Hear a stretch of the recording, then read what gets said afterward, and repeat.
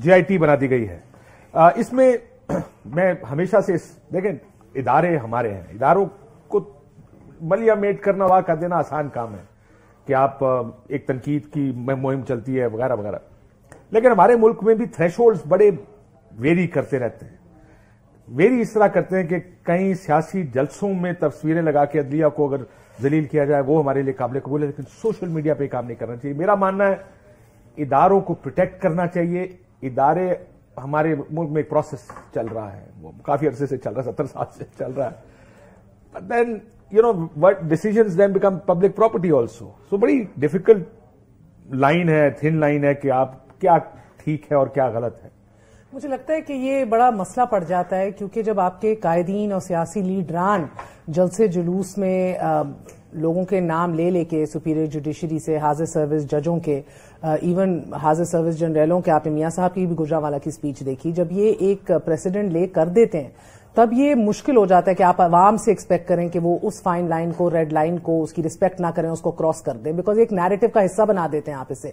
और जिस तरह आपने अदवार का जिक्र किया, ये मसला यही है क्योंकि हर दौर के अंदर कुछ शख्सियात पे तनकीद करना हलाल है और कुछ पे नहीं है, और वो बदलता रहता है, हर दौर के साथ बदलता रहता है। वैसे अमूमन इंतजार होता है लोगों के घर रिटायर होने का, उसके बाद तनकीद होती है। मगर मरियम साहिबा ने फॉर इंस्टेंस, ये जस्टिस एजाजुल एहसन साहब हो, जस्टिस बंदियाल हो, इनके हाजिर सर्विस होते हुए इनको ललकारा है, अपने जलसों से ललकारा है, अपनी तकारीर के अंदर, प्रेस कॉन्फ्रेंसों के अंदर नाम ले लेके वो तो बहुत ज्यादा हमने देखा कि सब्र का मुजाहिरा किया, बहुत ज्यादा रिस्ट्रेंट का मुजाहिरा किया सुपीरियर जुडिशरी ने कि कभी कंटेम्प्ट में नहीं बुलाया, मगर अब वो रिटायर हो गए हैं तो अभी कल भी उन्होंने फिर एक दफा नाम लिए हैं। तो ये मसला यही है कि ये कुछ के नजदीक, given the time, given the politics at the moment, आपके लिए काबिल कबूल होता है कि इन शख्सियात को। और फिर बड़े मजे की बात, आजकल अगर आप देखें कि कुछ गैर रस्मी गुफ्तगू में भी इमरान खान साहब ने आज ये वाजे किया कि मेरा इदारे से मसला नहीं है, मैं चंद शख्सियात का जिक्र करता हूं। बात मुस्लिम लीग नून करती है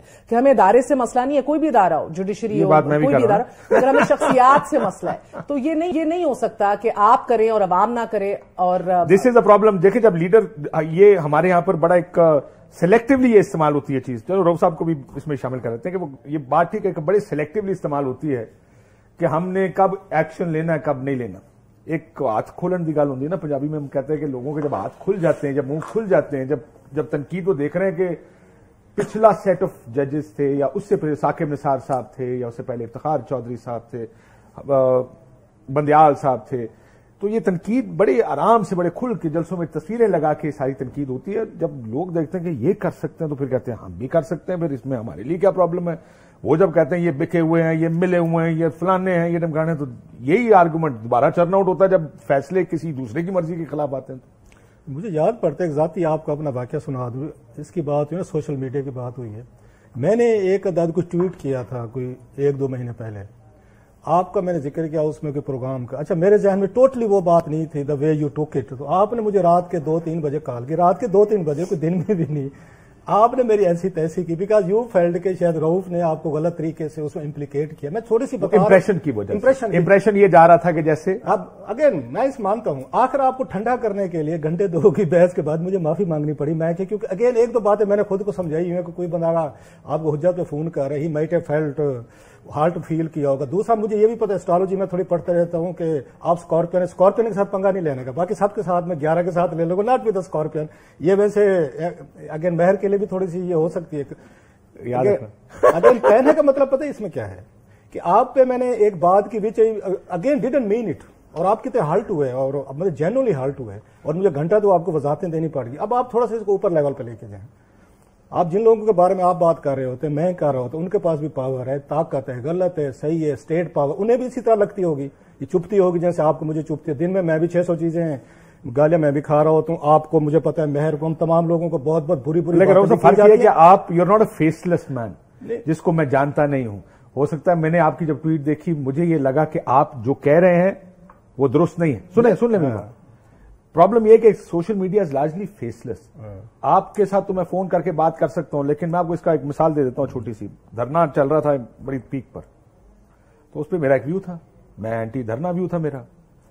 उस वक्त बड़ी तनकीद हुई हमारे पे, तो किसी ने मुझे सोशल मीडिया पे गाली निकाली। अब उस टाइम मैं नया आया था, लेकिन वो जज्बाती आपको पता ही है, हम भी ऐसे ही थे सारे यार। तो मैंने उसको कहा, मैं कहा दस तू है कौन, है किधर, मैं अभी ये करूं। बाद में आई रियलाइज्ड कि यार मैं किन लोगों से लड़ रहा हूं। मालिक भी ये बात कहता होता है कि कोई बता चीचा वतनी बैठा है, कोई कहां बैठे, मैं किन लोगों से कर रहा हूं। उसके बाद मैंने आपको पता सोशल मीडिया का इस्तेमाल मिनिमली से भी कम है। मेरे वाला क्यों इन लोगों के मेरे वाला किसी ने ट्वीट आपको ना स्क्रीनशॉट जरूर भेज दिया था कि मेरी एक अभी साबिक जज से बात हुई, उनका ये कहना था कि हम किधर जाके अपना मौकफ दें। ये जो लीडरान प्रेस कॉन्फ्रेंस कर देते हैं, जो बातें करते हैं, जो इल्जामात लगा देते हैं, जो मुहिम स्टार्ट हो जाती है, जो रेफरेंसेस पे बातें हो जाती है, हम मौकफ कहां जाके दें। सो ये बात अपने तक दुरुस्त है रऊफ साहब की कि वाकई किसका घर नहीं है, कौन पर्सनलाइज नहीं होता, किसको बुरा अच्छा लगता है कि उसकी क्रेडिबिलिटी पे या उसकी इंटेग्रिटी के ऊपर सवाल उठाए जाएं, और वो भी एक पॉलिटिकल नैरेटिव बिल्ड करने के लिए सवालात उठाए जाएं। But they are institutions which do not have a forum to give their own point of view. The problem is कि इससे पहले भी यही था ना। मसला ये, मेरा जरा व्यू बड़ा दरमियाना है इसके ऊपर कि इदारे तबाह करने से परहेज कर। देखिए, मैं फौज के सियासी रोल के खिलाफ हमेशा से रहा हूं, लेकिन ये थोड़ी है कि मैं फौज के खिलाफ हूं। I still say I love my army, हमारी जरूरत है इससे।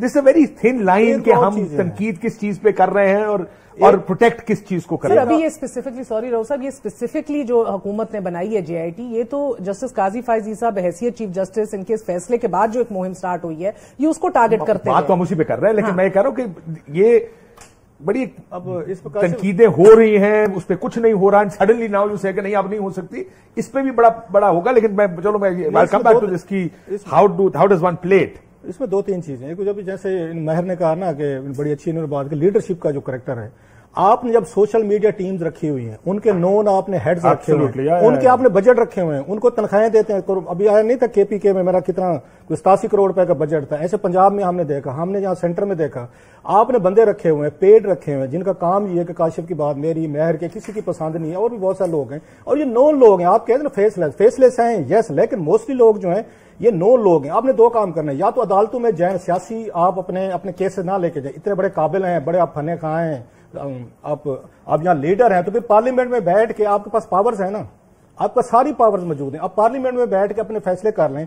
आप 342 लोग हैं, आप अपना फैसला नहीं कर सकते, 15 जजेस के सामने जाते हैं, वहां से जलील होने के बाद आप उसके बाद वही कुछ करते हैं जो आपको अदालतें बताती है। ये काम आप पार्लियामेंट में बैठ के क्यों नहीं कर सकते? और ये जो इस तरह की टारगेटेड कैंपेन है, जिसके हक में फैसला आ जाए, मतलब आपके हक में आ जाए, मुझे नहीं अच्छा लगा, किसी को अपने खिलाफ फैसला पसंद नहीं इस मुल्क में। अब इसका एक ही हल है, फिर ये जो है ना, फिर अदालतें काम करें कि इनके पास आए, इनको फिर इनके फैसले सुनने से इनकारी हो जाए। भाई साहब, कल को आपने जाके हमें गालियां देनी है, अगेन वो मरियम नवाज साहब दे रही हूँ, नवाज शरीफ साहब दे रहे हैं, इमरान खान साहब, जो इनकी पार्टी, ये एक इस मुल्क में नई एक यहाँ पे ट्रेंड सेट हो गया कि जिसके खिलाफ फैसला आता है जनाब वो गालियां देना शुरू कर देता है, वो मीम बनाना शुरू कर देता है। हैविंग सेड ऑल दिस, इसका कसूर कुछ जुडिशरी को भी थोड़ा सा शेयर करना चाहिए। Blame having said all this, हम अपने आप को इसमें लपेट रहे हैं। वो कहते हैं ये जो होती है रिस्पेक्ट होती है, ये कमांड की जाती है, अर्न की जाती है, या तो आप डिमांड नहीं की जाती। आप इतने बड़े हो जाएं, इतने अच्छे फैसले फेयर हों कि आपके दुश्मन मुखालफीन भी आप पे उंगली रेज ना करें, नहीं यार फैसला तो ये ठीक है। आप या कमांड कर लें, या डिमांड कर लें, या फोर्स करवा लें। अब इसमें से ऑप्शन आपका है कि कौन सी इज्जत हुई पा देर उसमें देर अगर मैं आपको जो अर्न की जाती है।